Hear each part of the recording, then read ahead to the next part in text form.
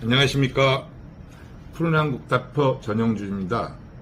오랜만에 여러분들 찾아뵙게 되었습니다. 지난 탄핵 정국과 대통령 선거에서 우리가 원하는 바를 이루지 못해 많은 분들이 낙심해 힘들어하고 계십니다.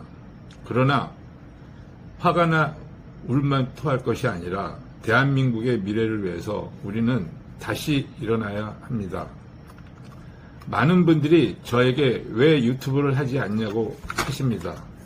그러나 제가 부족한 것이 너무 많고 짧은 지식을 갖고 여러분들한테 대한다는 것이 신뢰라고 생각해 지금까지 유튜브를 하지 않고 있었습니다. 또한 많은 유튜브들이 제 SNS 글을 소개해 또 굳이 할 필요가 없다 이렇게 생각했었습니다. 그러나 이제 보수 우파의 부활과 대한민국의 미래를 위해 제가 갖고 있는 지식을 통해 미력이 남아 일주일에 한 번씩은 여러분들을 찾아뵈려고 합니다. 많은 애국 유튜브들이 좋은 지식과 정보를 제공하고 있습니다. 제가 그분들과 같이 할 수는 없고 좀 다른 접근 방식을 통해 진행하려고 합니다. 한 주간 일어난 정치 이슈와 보수 우파가 다음 지방선거, 총선, 대선에서 승리하려면 어떻게 해야 할지를 20여 년간 축적된 각종 데이터를 활용해 제시하려고 합니다. 각종 데이터를 저만 갖고 있으면 별 의미가 없다고 봅니다. 이제는 그것을 활용해 여러분들이 정치적 판단을 하는데 도움을 드리는 것이 도리라고 생각합니다. 제가 방송을 하는데 조금은 부족할지라도 이해해 주시고 최대한 객관적이고 합리적 접근을 하려 하다 보니 여러분들의 생각과 다를 수 있습니다. 그러나 이런 생각도 있구나 하며 비교 판단해 주시면 좋겠습니다. 바둑에서 프로 구단들도 대국이 끝나면 복귀를 합니다.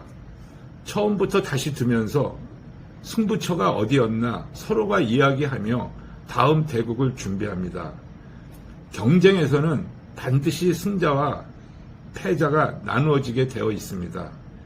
영원한 승자와 패자의 사슬을 끊게 하려면 반성이 필요하고 대안이 필요한 것이죠. 복귀가 그렇게 할 수 있는 효율적 수단입니다. 선거도 마찬가지입니다. 승자와 패자가 있게 마련입니다. 제가 경험할 것을 볼 때 승자는 자랑스럽게 이긴 이유를 이야기하는데 패자는 진 이유를 이야기하지 않고 숨기려 합니다. 패자가 왜 부끄럽습니까? 세상은 항상 굴곡이 있게 마련입니다. 골이 깊으면 산도 높다고 하는 말이 있지 않습니까? 패자가 부끄러운 것이 아니라 그것을 숨기려 하는 것이지 더 나쁜 것입니다. 다음을 생각하지 않는 것이 더 나쁘다는 것입니다.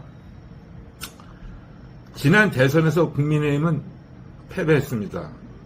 양자 대결에서는 통상 5초 범위 내 초박빙 승부가 되어야 하는데 지난 대선에서는 5차 범위 밖 대패였습니다.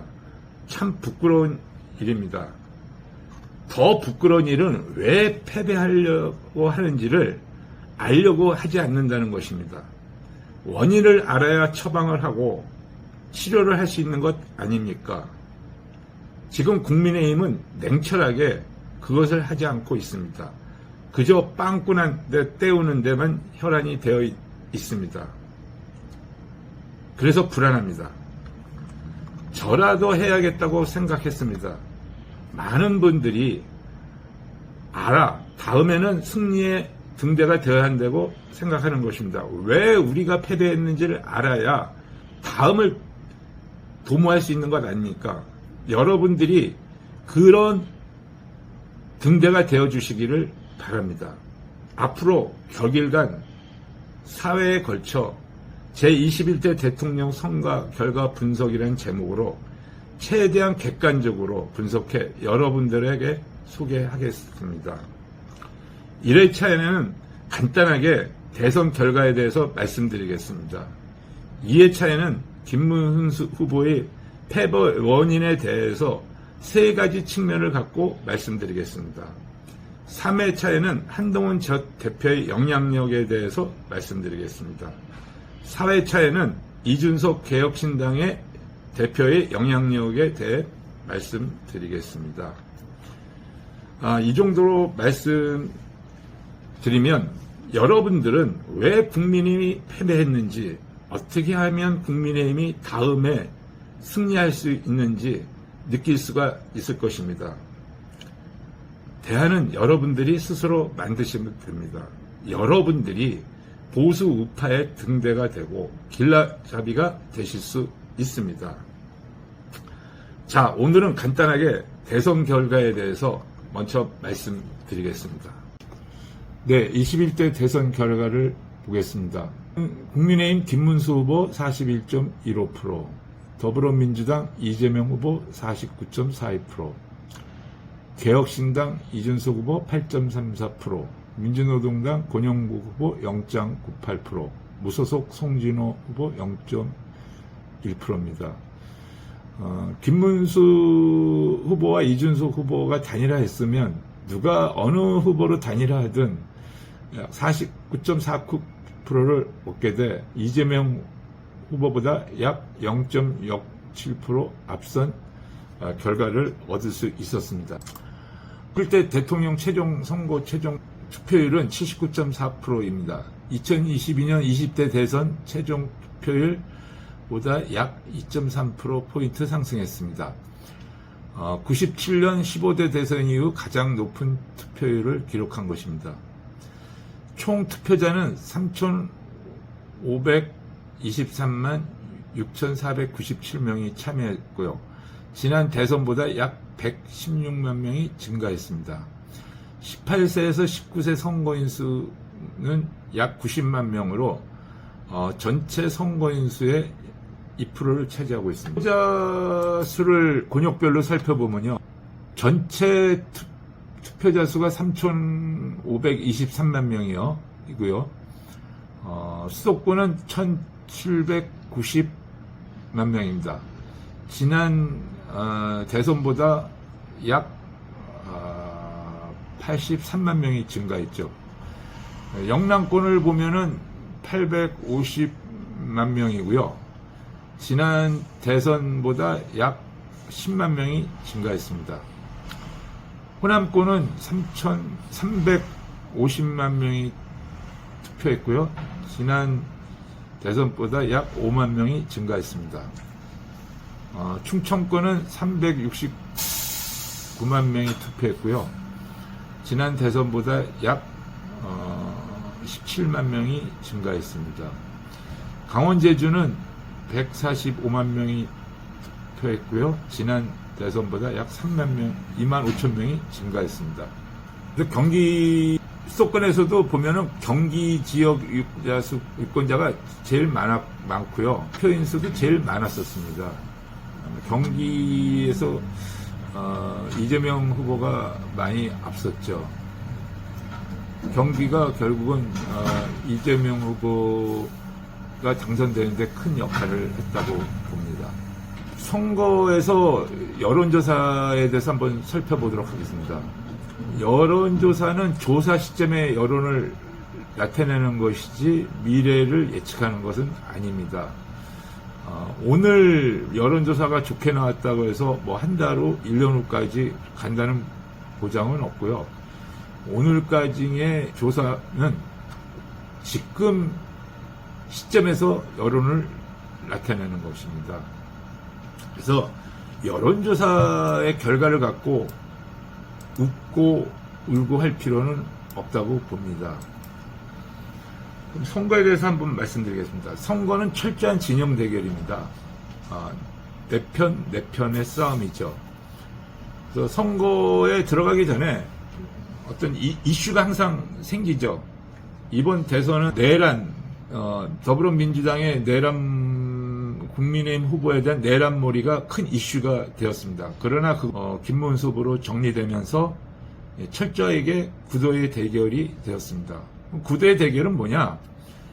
우리 편이 분열되느냐 저쪽 편이 분열되느냐 이겁니다. 이번 대선에서는 보수는 2명으로 분열됐고 진보는 이재명 후보로 사실상 단일 후보로 되었습니다. 그러니까 구도상 우리가 일단 이길 수는 없었습니다. 그러나 꼭 뭐 양자구도에서 우리가 불리하고 뭐 다자구도에서 유리하고 이런 건 아닙니다. 지난 역대 선거를 보면 양자구도에서 이긴 적도 있었고요. 다자구도에서도 이긴 적도 있고 패배한 적도 있고 그렇죠. 2022년 대선은 철저하게 박근혜 문재인 후보의 1대1 양자 대결이었는데 이겼습니다. 그러나 또 다자 대결에서도 우리가 이겼습니다. 1992년 대선, 2007년 대선에서 보수가 분열이 됐는데도 불구하고 또 승리를 했습니다. 그러니까 결국은 구도도 사실 그렇게 또 중요하다고 볼 수는 없죠. 제일 중요한 거는 어느 진영이 하나로 모으느냐 하는 그 정성의 싸움이 아닌가 이렇게 생각이 듭니다. 또 한 가지 여론은 시시각각 변합니다. 아까 말씀드린 대로 오늘의 여론조사가 내일을 반영하는 건 아닙니다. 오늘의 여론조사는 오늘의 조사한 시점에서 나타난 결과일 것뿐이지 뭐 미래를 예측한다든가 또 뭐 과거의 여론조사가 이랬으니까 또 오늘은 이렇게 나타날 거다 이런 건 절대 아니고요. 여론은 시시각각 변하기 때문에 우리가 일희입이 할 필요는 없다고 봅니다. 2002년 대선에서 예상과는 달리 초격차 승부가 벌어졌습니다. 그러나 막상 뚜껑을 까고 보니까 윤석열 후보가 겨우 승리를 했죠. 0.7% 정도 차이밖에 승부가 안 났죠. 그거는 뒤에 뭐 표를 보면서 다시 한번 말씀드리겠습니다. 윤석열 대통령이 탄핵되고 난 이후 또 그 전에 비상계엄 선포 이후 국민의힘은 대선에서 졌다, 질 것이다 이런 여론이 팽배했습니다. 사실 뭐 맞습니다. 결과도 그렇게 나타났고요. 그러나 그 과정을 보면 과연 꼭 패배를 할 수 있었을까 하는 것을 알 수 있습니다. 리얼미터의 대선 프레임 여론조사와 한국갤럽의 정당지수 조사를 보면 정권 유지가 정권 교체를 앞선 경우도 있었고요. 한국갤럽의 정당지수를 보면 국민의힘이 더불어민주당을 또 앞선 경우도 있었습니다. 한번 볼까요? 2025년 1월 20일 발표된 리얼미터 프레임 조사를 보면 정권 유지가 48.6, 정권 교체가 46.2%. 세례 정권 유지가 높았습니다. 물론 잠깐이었죠. 그러나 크게 뭐 벗어나지 않고 정권 교체가 앞섰다 할지라도 정권 유지가 격차가 그렇게 많이 벌어지진 않았었습니다. 윤석열 대통령이 탄핵된 선고를 받은 4월 4일 이후 발표 조사에서는 정권 유지가 35.4, 3, 정권 교체가 58.7, 무려 20% 이상 차이가 났습니다. 그때 이제 탄핵에 대해서 실망한 보수층들이 정권 교체를 해야 되겠다 이런 마음으로 많이 이제 또 돌아선 거죠. 뭐 사람 마음이라는 것은 왔다 갔다 하는 거니까요. 그리고 5월 5일 발표에서는 정권 유지가 42.8% 또 올라갔습니다. 정권 교체는 떨어지고요. 그거는 이제 국민의힘 그 대선 후보 경선이란 컨벤션 효과가 있었기 때문에라고 봅니다. 이것이 5월 10일에는 다시 정권 유지가 39.2, 정권 교체가 55.8%로 높아졌습니다. 이거는 이제 국민의힘 후보 교체 사태 때문에 그 지지층들이 정권 교체로 이렇게 선거 돌아섰습니다. 정당 지지율을 보겠습니다. 한국갤럽이 2025년 1월 10일 날 발표한 정당 지지도를 보면 국민의힘과 더불어민주당이 2%밖에 차이 안 났습니다. 더불어민주당이 좀 2% 정도 앞섰죠. 그러나 1월 17일 발표에서는 국민의힘이 또 대략 3% 정도 앞섰습니다. 뭐 그런 추세가 계속 뭐 비슷하게 갔죠. 비슷하게 가다가 역시 4월 4일 탄핵 선고 이후에 발표된 4월 11일 여론조사에서는 국민의힘 30%, 더불어민주당 41%, 11% 차이로 격차가 벌어졌습니다. 4월 25일 조사에서는 국민의힘 34%, 더불어민주당이 42%였습니다. 그러나 역시 그 국민의힘 후보 교체 사태가 발생된 이후 발표된 조사에서는 국민의힘 30%, 더불어민주당 48%, 혁격하게 차이가 났죠. 5월 23일 발표된 조사에서는 국민의힘이 좀 올라갔지만 더불어민주당을 앞서지 못했습니다. 6% 정도 차이가 났습니다. 이 추세가 결국은 대선 결과까지 계속 이어졌습니다. 지난 대선을 보면 조사와 결과가 다르다는 걸 알 수 있습니다. 아까 제가 말씀드렸다시피 그때 지난 대선에서 윤석열 후보가 다들 이길 거라고 다 생각했습니다. 압도적으로 그것도. 근데 막상 개표 결과를 보니까 0.7% 정도밖에 차이가 안 났죠. 여기 데일리한 여론조사 공정에서 발표한 대선 후보 지지도를 보면 2021년 11월 8일 날 윤석열 후보 46.8, 이재명 29.6%였습니다. 거의 뭐 20% 차이가 났죠. 그 다음에 1월 25일 발표. 1월 25일 발표에서는 윤석열 후보 41%, 이재명 후보 38.3%로 한 3% 정도 차이밖에 안 났습니다. 그러나 그 전에 윤석열 후보가 이재명 후보에게 역전당한 경우가 있었습니다. 2021년 12월 28일, 1월 4일, 1월 10일 발표된 조사에서는 이재명 후보에게 약 2% 정도에서 3% 정도 뒤졌습니다. 이유는 뭐 여러분들 다 아다시피 그 당시에 김건희 여사 문제, 또 이준석 대표의 또 가출 논란, 뭐 이런 것들 때문에 지지층들이 실망해서 없음 모르층으로 이동했다든가 아니면 이재명 후보 쪽으로 이동했었죠. 결국은 이제 3월 1일 공표 금지 기간 직전에 발표된 여론조사에서는 윤석열 후보가 45.4, 이재명 후보 42.3%, 3.1% 정도 차이가 났습니다. 결국은 이제 윤석열 후보가 0.7% 차이 이겼는데요. 제가 말씀드리고 싶은 것은 당시의 여론조사에서는 윤석열 후보가 이재명에게 압도적으로 이기는 여론조사가 많이 나왔습니다.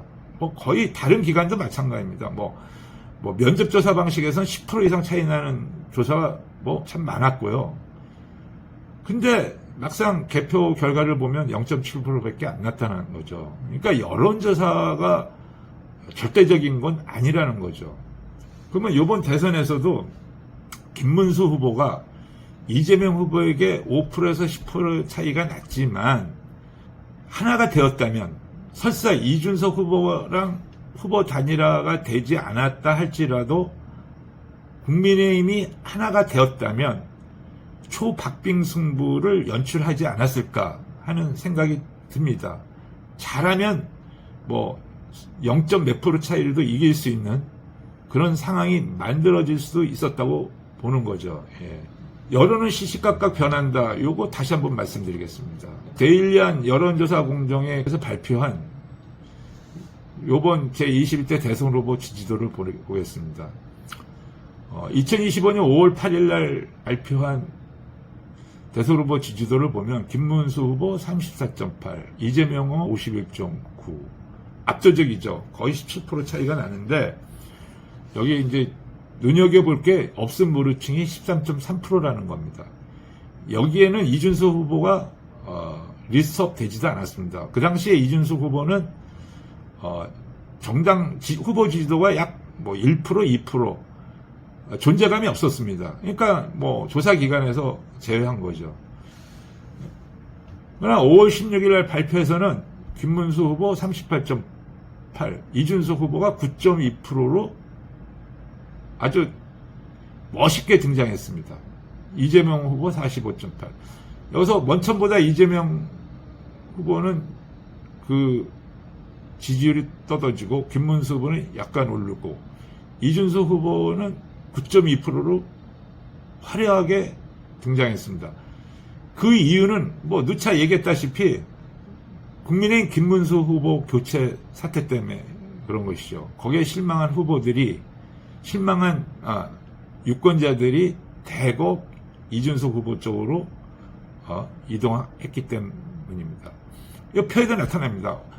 5월 8일 그 조사에서는 없음 모른 층이 13.3%였는데 5월 16일 발표에서는 없음 모른 층이 3.8%로 급감했습니다.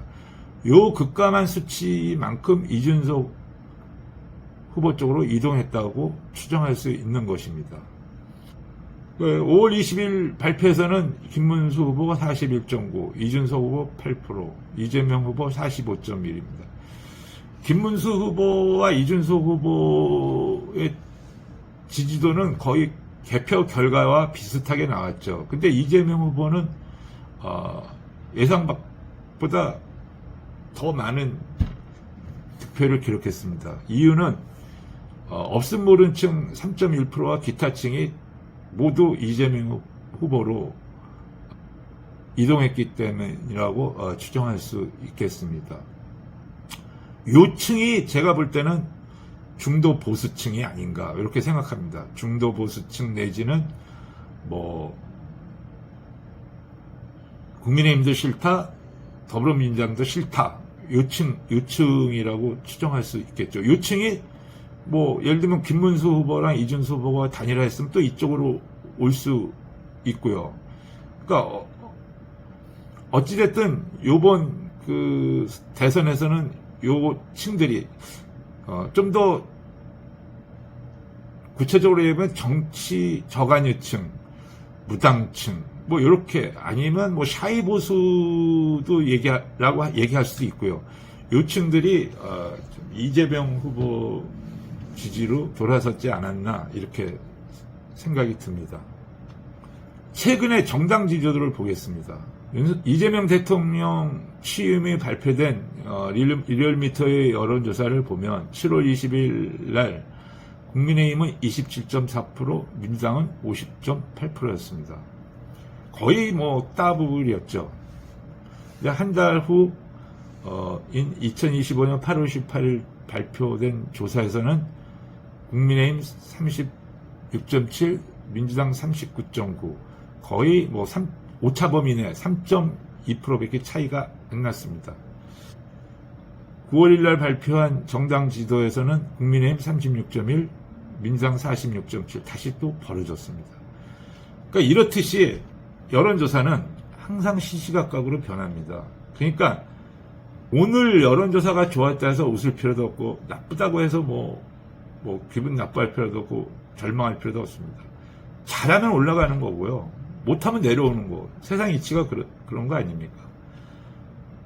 그러니까 너무 이 여론조사 결과에 민감하게 반응하면 멀리 볼 수가 없습니다.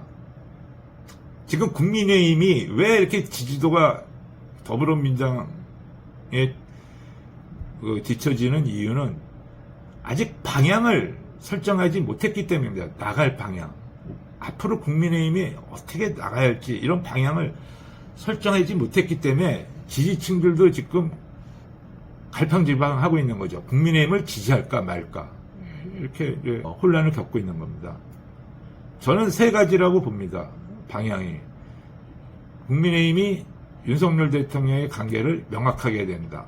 끌어내야 될지 내쳐야 될지를 명확하게 해야 된다. 두 번째는 비상계엄과 탄핵에 대해서 어떤 시각을 가져야 될지, 긍정적으로 생각해야 될지 부정적으로 생각해야 될지 이런 부분을 좀 분명히 해야 된다. 그 다음에 세 번째는 대선 결과에 대해서 분명한 진단이 있어야 된다. 이런 것들이 정리가 안 되면 국민의힘은 당분간 상당히 힘든 상황을 계속 맞이할 거라고 봅니다. 그래서 국민의힘 지지층에서도 좀 다양합니다. 국민의힘 지지층들도 탄핵을 찬성하는 사람, 반대하는 사람, 또 비판적 지지를 윤석열 대통령에게 보내는 사람, 뭐 여러 가지 이 시각이 있는데 이거를 하나로 묶을 수 있는 동기부여를 만들어야 합니다. 단순하게 이재명 정권 타도, 뭐 더불어민주당은 좌파정당 이렇게 해서는 제가 볼 때는 국민의힘이 부활하는데 좀 상당히 어려움을 겪을 것으로 보이고요. 그래서 지금 처한 환경, 국민의힘 주변에 처해 있는 환경을 명쾌하게 정리해야 다시 도약할 수 있는 기회를 잡을 것 같습니다. 네, 오늘은 제가 여기까지 하고요. 다음에는 지난 대선에서 김문수 후보 패배 원인을 세 가지 측면에서 데이터를 갖고 말씀드리겠습니다. 예, 감사합니다.